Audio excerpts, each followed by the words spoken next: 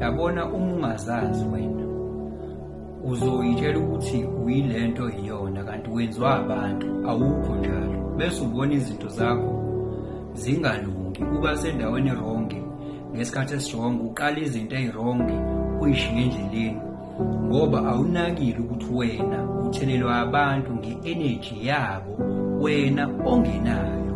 Yingakho-ke mangiredi i-chat lakho ngiphinde ngikutshele lento ekuthiwa ama-open centers. Those centers in your body graph are the centers that are there open, susceptible to receive energy from others. Wena ungazoyitshela ukuthi leyo energy yakho only to find out ukuthi awunayo.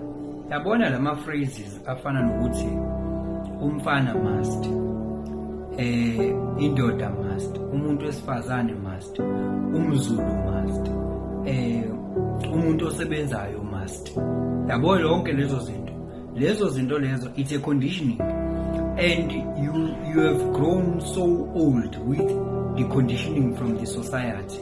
And believe you me, if we are conditioned, we are operating with the energy that is not yours. You are not yourself. And if you are not yourself, you get things that are not meant for you. Bangakanani nje abantu aba-frustrated ngoba benza izinto ekungamele ngabe bazenza, abazizwa be-satisfied ngalezi zinto abazenzayo. Ngoba mhlawumbe kwathiwa vuka ubangene, pusha, pressa, phanda. But the honest fact is kuyenzeka uphushe, upresse, uphande ngesikhathi esirong. Maybe you are doing the right thing, maybe kodwa at a wrong time. Ngobani?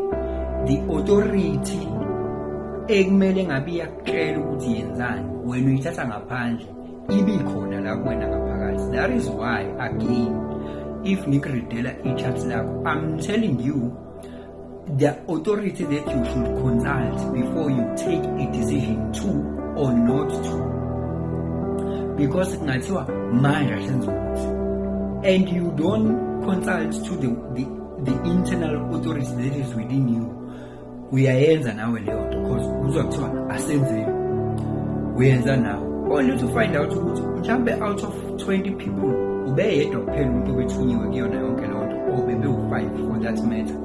Nonke nina beningathunyiwe benimphelezele laba ngoba bekungasona isikhathi sokuthi kwenzeke lento eniyenzile ngoba the authority was outside. You did not consult the authority that is within you. So I also tell you mangikuredela i-chat ukuthi the authority, the internal authority that you should focus on before you do something yile eyawo.